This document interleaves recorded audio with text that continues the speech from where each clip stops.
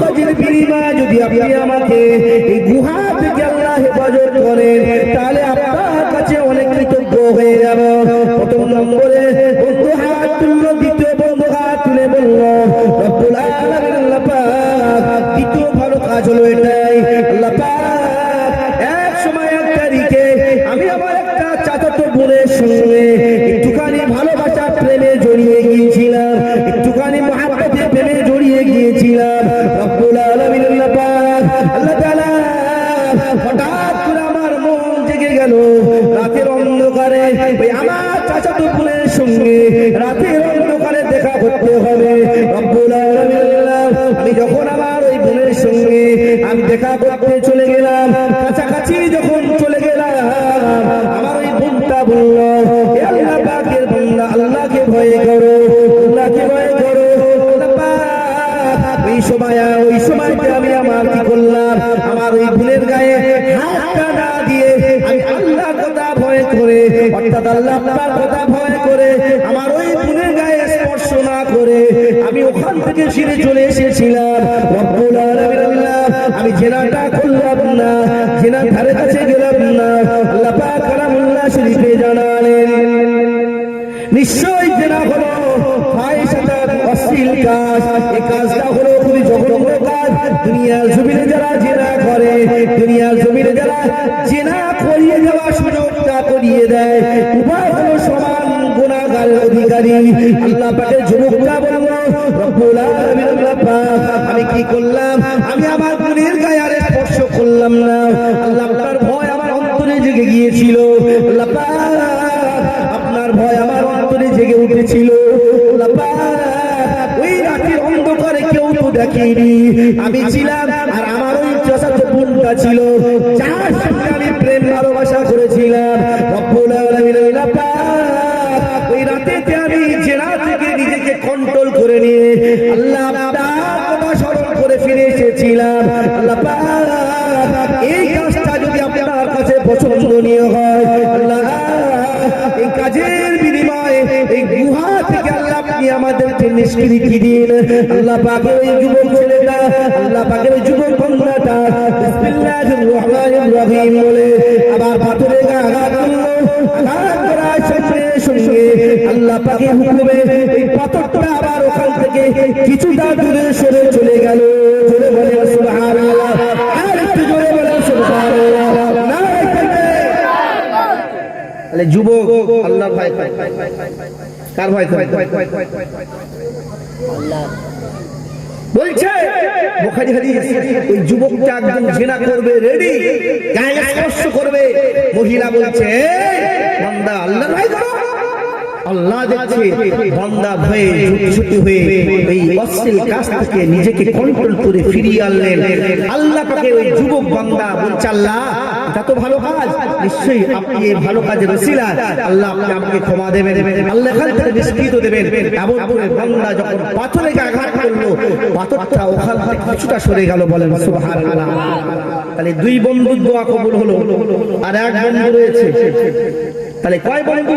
দোয়ার মধ্যে ঢুকেছিল তিন বন্ধু। তাহলে প্রথম বন্ধু দোয়া করলো, মায়ের জন্য সারা রাত দাঁড়িয়ে দুধের পেয়ালা নিয়ে দাঁড়িয়েছিল। মা ফজর অত্যন্ত দেখছে সন্তান মাথার দ্বারা দাঁড়িয়ে, মা খুশি হয়ে আল্লাহর কাছে দোয়া করলেন, আল্লাহ আমার সন্তানকে আল্লাহ আপনি বিপদ থেকে হেফাজত করবেন। মায়ের দোয়া এমন একটি দোয়া, দোয়া করতে সময় হয় কিন্তু কবুল হতে সময় লাগে না। বলেন সুবহানাল্লাহ। দোয়া করতে সময় নেয়, দোয়া হাতে সময় নেয়, দোয়া কবুল হতে সময় লাগে না, সঙ্গে সঙ্গে বিদ্যুৎ গতিতে কবুল হয়। বলেন সুবহানাল্লাহ। রাসূল পাক বললেন তিন শ্রেণীর ব্যক্তির দোয়া আল্লাহ ফেরত দেন না। তার মধ্যে হলো মা বাপের দোয়া, দ্বিতীয় মাজলুম ব্যক্তি, যিনি অসহায়, সমাজে দেখবেন যিনি মজলুম আছে তার প্রতি জুলুম করা হয়, দেখবেন টাকাওয়ালা লোক পাশের বাড়ির গরিবকে জুলুম করছে, বিভিন্ন কেসে বিভিন্ন ক্যাপাসিটিতে তাকে দোষারোপ করে ফাঁসানো হচ্ছে। আল্লাহ রাসূল বললেন এই মাজলুম যদি হাত করে দোয়া চায়, ও হাত আল্লাহর দরবার থেকে ফেরত যায় না। লোক বললেন তৃতীয় নম্বরে তৃতীয় বন্ধু হাত তুলবে, আজকের বর্তমান সময় দেখবেন এইটা জলসার সঙ্গে মেলাবেন, একবারে হাদিসটা মেলাবেন। বর্তমান পরিস্থিতির উপরে সত্যিকারে আমরা যখন মানুষকে কোনো দিন মজুরি খাটার জন্য আমাদের বাড়িতে নিয়ে আসি, দিন মজুরি খাটানোর পরে কিন্তু তার পারিশ্রমিক দিই, যদিও দিত একজোড়া ছিল। এটা রাসূলুল্লাহ হাদিস কঠোর ভাবে নিষেধ করেছেন। যদি তোমার বাড়িতে কোনো দিন মজুরি খেত মজুরি খাটে, তার গায়ের ঘামটা শুকানোর আগে তার পারিশ্রমিকটা তুমি দিয়ে দাও। আমরা দিই মামানা সালিরা যুবকেরা বিবাকি উম্মতিরা আল্লাহ পাকে যুবক দ্বিতীয় বাংলাটা হাত তুললে ও পুরান আমিন আল্লাহ পাক আল্লাহ তাআলা দুনিয়া জমিনে তেমন কোনো ভালো কাজ করতে পারলাম না। আল্লাহ পাক দুনিয়া জমিনে তেমন কোনো ভালো কাজ জীবনে আছে কি মনে পড়ে না। আল্লাহ একটা ভালো কাজ জীবনে করেছিলাম, এই ভালো কাজের ওসিলায় আল্লাহ পাক আমাদেরকে এই গুহা থেকে নিষ্কৃত দিন। দ্বিতীয় যুবক বন্ধুটা হাত তুললেন, কি হাত তুলে দোয়া করতে লাগলেন, রব্বুল আলামিন আল্লাহ পাক এক সময় এক দিনকে আমার বাড়িতে একটি ক্ষেত মজুরি ছিল, একজন খাটনেওয়ালা ব্যক্তি ছিল যিনি আমার বাড়িতে দিন মজুরি খেটেছিল। রব্বুল আলামিন আমি যখন তার প্রাপ্য কিছু সম্পদ দিতে চেয়েছিলাম, এই বান্দাটা সম্পদ অর্থাৎ তার গুচ্ছিত টাকাটা পারিশ্রমিকটা না নিয়ে এই বান্দাটা ওখান থেকে বাড়ি চলে গিয়েছিল। রব্বুল আলামিন আমি কি করলাম, ওই বান্দার ওই টাকাটা দিয়ে আমি একটি ছাগল কিনলাম। একটি ছাগল কেনার পরে আর ওই ছাগল থেকে একটার পর একটা ছাগল বাড়তে লাগলো, মেষের পা বড় হয়ে গেল। কিছুদিন পরে ওই এমন করে ক্ষেত মজুরিটা আমার বাড়িতে এসে বলল, ভাই আমি তোমার কাছে এতদিন আগে আমি জন কেটেছিলাম, ক্ষেত মজুরি কেটেছিলাম, আমার পারিশ্রমিকটা আমাকে দিয়ে দাও। আজ থেকে 20 বছর আগে বলছে, ভাই তুমি এতদিন আগে খেতেছো, তোমার সে টাকা কই? বললাম আমার পারিশ্রমিক ফেরত দেন। বললো এক কাজ করো, তোমার পারিশ্রমিক ওই যে বড় একটা ছাগলের পাল মেষ দেখতে পাচ্ছ, ওই মেষগুলো সব তোমার। বললো না ভাই, আমার তো এত হতে পারে না, কারণ আমি তো একদিন দিন মজুরি খেটেছি, কত টাকা হতে পারে? তাহলে এত ছাগল আমার তো হয়, আমার তো হতে পারে। আমরা বলি কি বলবো, খুবই ভালো হয়েছে। আল্লাহ পাকের যুবক বান্দা আছে, আল্লাহ এটা আপনার উদ্দেশ্য করেছে। ভাইরা সোরেরা যুবকেরা বিবাগের উম্মতিরা আল্লাহ পাকের যুবক বান্দাটা বলতে লাগলেন, রব্বুল আলামিন আল্লাহ পাক আমি যখন বললাম এই ছাগলের পালটা আপনার, এই বান্দাটা নিল না। আমি যখন বললাম বান্দা তোমার পারিশ্রমিক টাকা দিয়ে আমি একটি ছাগল কিনেছিলাম, ছাগল থেকে একটা পর একটা ছাগল হতে হতে একটি মেষ তৈরি হয়ে গেছে, একটি দল তৈরি হয়ে গিয়েছে।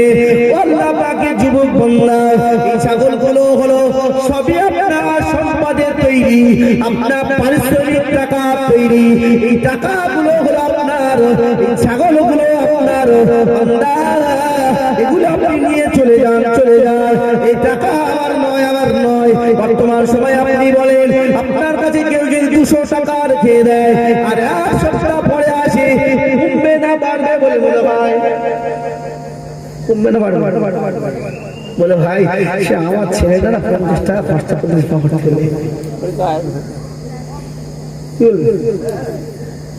ভাই দিচ্ছি, আচ্ছা কালকে এসো না ভাই, আমি দেখছি জোগাড় করে। ওই যে শুরু হলো, অথচ আমানত রেখেছে।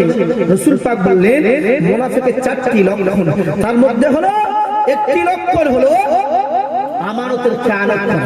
আমানতের খেয়ানত করবে। রেখেছে ভাই 10, সকালে হয়ে যাচ্ছে 5।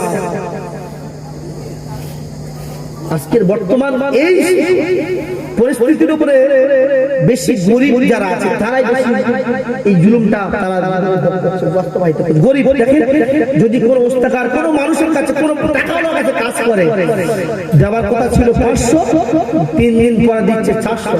বললো ভাই কাজটা ভালো না, বা মুখটা তোমার কাজটা মুখ চাচ্ছে 100 টাকা পরে ধরে দেবো। এই যে বান্দার তার শরীর খেটিয়ে নেওয়া, রাসূল পাক বললেন আপনার টাকা যদি 1 টাকা হারাম হয়ে যায়, ওই টাকাটাই সম্পূর্ণ বাদ হয়ে যাবে।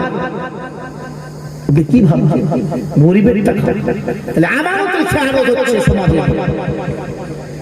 ভাই এটা দেখেছি, আপনি দেখেন কালকে অন্য হয়ে যাচ্ছে। এই জন্য রাসূল পাক বললেন আমারও তো খেয়ানত তোমরা করবে না। আরেকটি মুনাফিকের লক্ষণ হলো ইজা হাদাসা কাযিবা, যখন সে কথা বলবে মিথ্যা কথা বলবে, মিথ্যা বলবে। তৃতীয় নম্বর রাসূল পাক বললেন ওয়াইজা উতুবি খানা, যখন তারা ওয়াদা করবে, যখন তারা কথা বলবে মিথ্যা বলবে, যখন তারা কথা বলবে গালিগালাজ করবে। দেখবেন সমাজ আছে একদম ভালো মন্দ জায়গা পাশাপাশি, নিচের জিনিস উপরের জিনিস ওলটপালট হচ্ছে, কোনো ব্যাপার বলেই দিচ্ছে। রাসূল পাক বলে মুনাফিকের একটি লক্ষণ হলো বান্দা যখন কথা বলবে গালিগালাজ করবে। এটা আমাদের সমাজে আছে যুবকদের মধ্যে। দেখবেন 4 জন যুবক যদি এক জায়গায় ওই ফ্রি ফায়ার নিয়ে বসে রাতের বেলা, থুতু ফেলছে তো বটেই, আর তার সাথে সাথে ওগুলো ফেলে দিচ্ছে, উপর নিচে যা সব ফেলে দিচ্ছে, মাথা খারাপ। এ ভাই কি বলছিস রে? বাপ যাচ্ছে পাশ দিয়ে, একজন মহিলা যাচ্ছে পাশ দিয়ে, ওসব খেয়াল নেই। তার মানে মুখে রিংটোন হয়ে গেছে, গাল না দিলে ওর মুখে স্বাদ আসে, কিস্তি না মুখে স্বাদ আসে না। এই জন্য রাসূল পাক বললেন যখন তোমরা কথা বলবে তোমাদের জবানটা খুব সাবধান রাখবে। যিনি কম কথা বলেন রাসূল পাক বললেন তিনি হলো নাজাত, যিনি কম বলেন। যেখানে কথাবার্তা বেশি চলে সেই জায়গা থেকে আপনি দূরে যাবেন, দেখবেন অনেক নাজাত করেন। মান সাকাতা ফাহুয়া নাজাত, যেখানে কম কথা বলবেন সেখানে আপনি নাজাত। মায়া মানা উসুলেরা যুবকেরা বিবাগী উম্মতিরা আল্লাহ পাকের বিজালালে তৃতীয় যুবক বাংলাটা আল্লাহ পাকের দরবারে হাত তুলে মোনাজাত করতে লাগলে, ও আল্লাহ পাক আল্লাহ তাআলা সেদিনকে আমি আমার এই বান্দার পারিশ্রমিকের টাকাটা আমি ভক্ষণ করি না। রব্বুল আলামিন আল্লাহ পাক যতগুলো ছাগল হয়েছিল ওই বান্দার পয়সা দিয়ে, যতগুলো ছাগল হয়েছিল সমস্ত ছাগলগুলো আমি আমার ওই আল্লাহ পাকের বান্দাকে ফেরত দিয়েছিলাম। রব্বুল আলামিন আল্লাহ পাক এটা যদি আপনার দরবারে পছন্দনীয় হয়ে যায়, এই আমলটা যদি আল্লাহ পাক আপনার দরবারে কবুল হয়ে যায়, রব্বুল আলামিন আল্লাহ পাক এই কবুলের ওসিলায়, এই ভালো কাজের ওসিলায়, এই গুহার মধ্যে থেকে আল্লাহ পাক আপনি আমাদেরকে নিষ্কৃতি দিন। এমন করে দ্বিতীয় যুবক ছেলে বন্ধুটা আল্লাহ পাকের কাছে দোয়া শেষ করে বিসমিল্লাহির রহমানির রহিম বলে এই পাথরের গাগা শুরু করে দিল। এবার সঙ্গে সঙ্গে আল্লাহ পাকের হুকুমে পাথরটা গুহার মুখ থেকে সরে গেল। আর একটু জোরে বলেন সুবহানাল্লাহ। তাহলে ভালো, এটা একটা দলিল, ভালো কাজের ওসিলা দিয়ে দোয়া চাওয়া যায় কি? এখন বলে ওসিলা চলবে না, এখন বড় বড় হুজুর বলছে ওসিলা, আর আল্লাহ বলছে অবতাবু ইলাইহি ওসিলা, তোমরা ওসিলা অন্বেষণ করো। একটা ওসিলা আপনি বলবেন আমার আল্লাহ খাওয়াবে, বসে থাকবেন? ওসিলা অন্বেষণ করবেন না। ওসিলা কি? আপনার কাজ, যদি কাজ করেন এটাই ওসিলা। আপনি যদি সেলাই মেশিনে কাজ করেন ওটাই ওসিলা।